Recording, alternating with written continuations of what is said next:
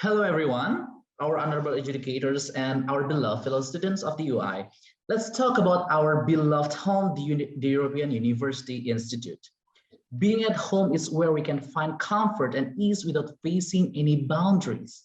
And even if we have some difficulties, other members of the house will help us to create a good environment so that everyone has the same opportunity to experiencing this feeling of being at home.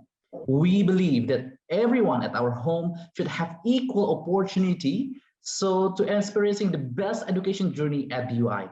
However, ladies and gentlemen, we found something at our home that prevents someone with disability and other specific needs to experiencing equal learning journey. Having access delayed means access denied. That's our main idea. Now, let's take a look at the current status quo. It's a twofold conditions. First, although the UI never explicitly stated that it has discrimination to disabled and people with special needs, the infrastructure, both physical and digital, put a heavy barrier for them to access. To access specific facilities, someone should ask the UI and waiting for reply and arrange an appointment. But as our team tried to do so, the experience is not smooth. Even some of our email asking for specific service have no reply at all after 1 week. Therefore, we aim to change the reactive manner into a proactive manner. We believe that although we have a same life, we have a different need based on our conditional. Second, we acknowledge that changing physical infrastructure will have burdens from various stakeholders. Our consultation process informed us that because of our home is located at the historical heritage, the policy change will acquire longer process. And as you can see on the picture, the building at Badia is very uncomfortable for disabled people, and it's even for our able people, and it is accessing to essential place such as a bank. And then, because of the current condition, impose people with disability to run on longer route to have a similar experience with other, it erases the level of playing fields for all people. If the policy doesn't change, it will be an opportunity lost, both for the university for having the best mind, but with special needs, but also for disabled people who cannot attend education from the world-leading university at UI. Therefore, we emphasize once again that access delayed is essentially access denied. Now, let's take a look at the further barrier we found around the university during our research with our friend Tiona. Thank you. So as Farhan mentioned, I will tell you something more about our policy solutions. But first, let's start with speaking about who are our targeted policy recipients. So people who are currently facing barriers in access at the EUI are people with motor skills disabilities, such as partial or negligible limb activity, people with other types of physical disabilities, which includes visual, hearing, or speaking impairments, and also people with cognitive disabilities from autistic spectrum, dyslexia, attention deficit, and similar to that. Our recommendations for introducing assistive technologies has negligible or no cost at all, and it only requires goodwill and dedication in order to be implemented. Equal access to all would be enabled if we would implement these aspects to EUI webpage and other EUI portals. So those examples of those policies are audio recordings of the content, enlarged letters, simplified language, pictograms, clear distinction between the background and the text, as well as availability of a sign language translator or subtitling at EUI events and lectures. So let's take a look at the possible appearance of EUI pages when you first enter them. So when a person enters EUI page or any sort of EUI related portal, he should be able to choose in which way does the person want to view that page, just as if you were choosing a language of your preference. So here we can see several possible choices, which are accessible to people with different types of disabilities. So just for example, let's choose background text distinction and pictograms for our next slide to see how that would work.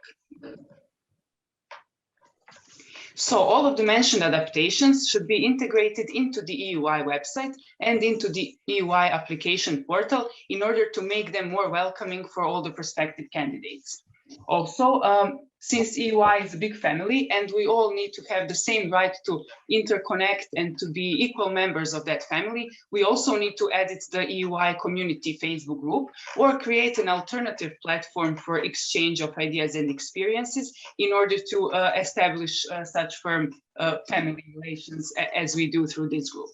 Also, when a person arrives at the EUI, a new researcher, the access to library, to EUI events, as well as to EUI email and other EUI related accounts should be guaranteed to everyone equally. But when we are speaking about the arrival to the EUI, there are several physical obstacles which people may face when they come here to Florence. So our costless solutions for classrooms, libraries, and archives and other spaces which we use here include removing bumps from the ramps, making accessibility signs more visible than they are currently, and painting the directions in yellow. Cost-based solutions, on the other hand, include installation of ramps and elevators, which can be made in a way that does not harm the historical importance of the buildings which we are using. Regarding the EUI flats, canteens, and laundry rooms, we suggest cost-based solutions, such as creating assistive bathrooms, laundry machines, and storage area for storing wheelchairs or other implements which people need to use if they have a certain type of disability.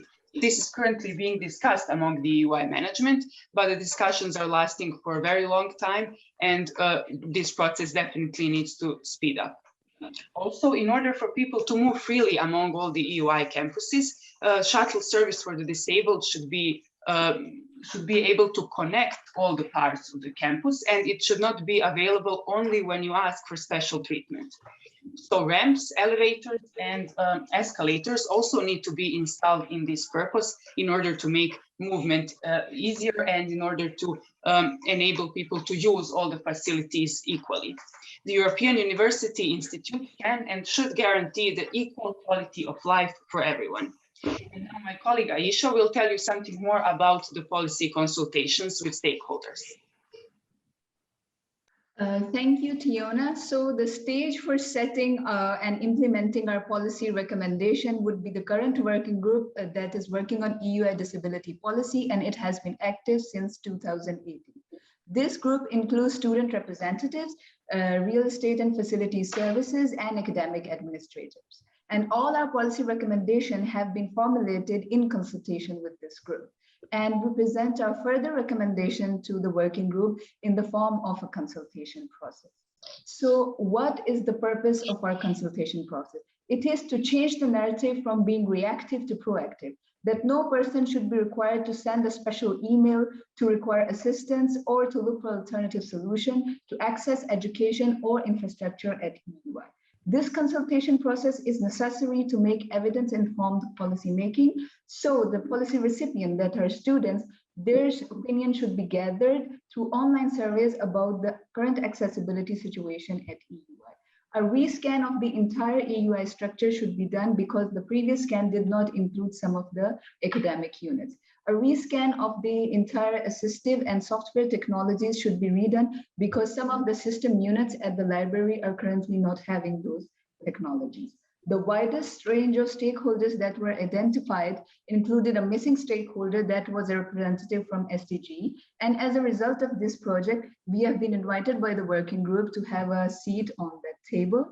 And another stakeholder that have been identified, which has a strong conflict of interest, is actually the Ministry of Culture, because their sole narrative is to preserve the historical integrity of the building. So that stakeholder requires more negotiation and more engagement. Another budget constraint has been identified because when we move to the cost-based solution, this is necessarily a policy with very concentrated benefit and very distributed cost. So a fierce advocacy campaign is required to push the policy to higher on the agenda setting. So to kick off the consultation process, 3rd December could be celebrated at EUI as a symbolic policy, as this is the International Day for Persons with Disability. And from December to February, all social media channels of EUI could be used to publish online surveys to gather students' opinion. to publish the online accessibility maps of the EUI, and to publish the stages of consultation. These same channels could be used to gather the feedback and gather the review from the December to February through the using the same channel. And as far as the review of the consultation is concerned, we are glad that the working group has asked us for our input, and we hope to improve upon this current consultation table and send it to them and see how this goes beyond this hackathon project. So that brings us to the end of our presentation. Thank you everyone for listening till the end, and we are now open for questions.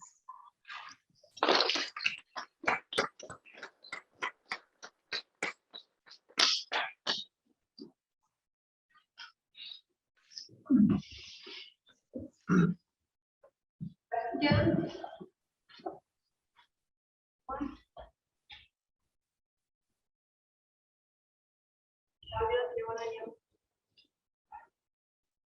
We are thinking network. Sorry, we cannot hear you. So we can describe that your project as a kind of action or research, in the sense you are immediately involving the recipients of your research as part of the research project, right? Because you had a meeting with the people who are in charge of the working group. And what was their reaction? Was it formal, sympathetic, or like you're thinking about this for 20 years, so you're not inventing anything? Okay, should I answer? Yeah. So when we approached Ms. Fatima Said, who is the academic administrator of the working group, she seemed very keen on gathering input and gathering ideas, and she graciously gave us her time. And she also mentioned that the new Dean of Diversity and Inclusivity, Neha Jain, this is already on her agenda, and they wish to make these changes. But the main problem they are facing is that for the infrastructural or cost-based solution, they are not directly engaging with the Ministry of Culture. They are engaging it through real estate and facility services. So they are working on it, but they are very keen to have greater advocacy, greater awareness, and greater voice for the working group.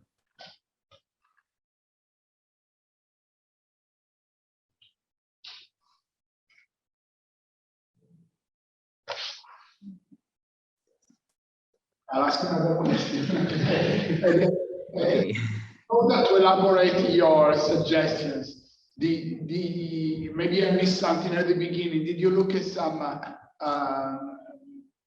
repositories of good practice, other experiences? I'm sure there are other universities that are 400 years old. There are historic buildings. But she also mentioned that this is a unique case. So Okay, I want to answer the question that I have experience in Indonesia. My university also a historical building. It's like 100 years, more than 200 years old building. And when they want to advocate for the disabled people, they create an elevator outside the building, so they don't destroy the old building. They create it outside the building and then make bridges to the old building. So that's one of the solution we have. So therefore, we also give a solution for that. And when we talk about that to Fatma, Fatma also said that, yeah, she also have experiences with that in Spain. So we already have told to Fatma about our experience from other places, other university with historical building also too. Yes, and also when we were speaking to Ms. Fatma, just like Farhan said, she mentioned some of her own examples, and she also said that it's definitely possible to do it, and that it's possible to come to an agreement in which you would create a solution which would definitely not affect the historical buildings and it would not change them. So there are those temporary additions to buildings which can be made. She said that they were mentioning it a few times in their working group, but that the process of decision making and of putting it all into practice is very slow and complicated, especially because they don't communicate directly to the ministry, like Aisha just mentioned. But she said that there's definitely enough funds and that there are possibilities, but that this process needs to be a little bit faster. And that's why she also expressed, she said she's very happy that we are actually speaking about it. And she said that she would ask for a recording of this hackathon in order to show it to the new dean and to the rest of the working group as a voice from the SDG about this issue. And regarding other things, we found several web pages. One of them is the government of Kazakhstan. I think Tamiris and Diana can say more about that, which is much more accessible than the EUI webpage, and which is very similar to what we mentioned. It's not entirely, it can also always be improved, but it has some similarities. And those solutions are very easy to implement, and they have no objections.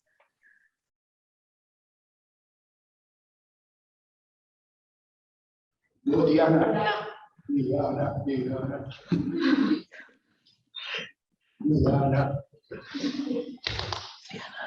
Unmute. Yeah. Say what? Diana. Sorry. She's here. Yeah, so as Diana said, we had the website, which is the government implemented, right? So all the things which is include enlarged letters, simplified language, background, text distinction, everything is included. So we want this to be implemented in our EUI website. So, right.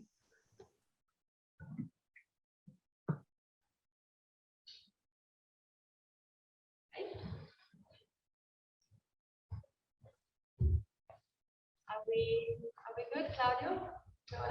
Yeah, just look around the room. Yes. Fine. Here. Crystal clear, yeah. No, it's very I don't hear anything. I think she's clapping hands. And that was the last presentation. Okay. What happens next, Gaia? That's a good question. Thank you very much. Thank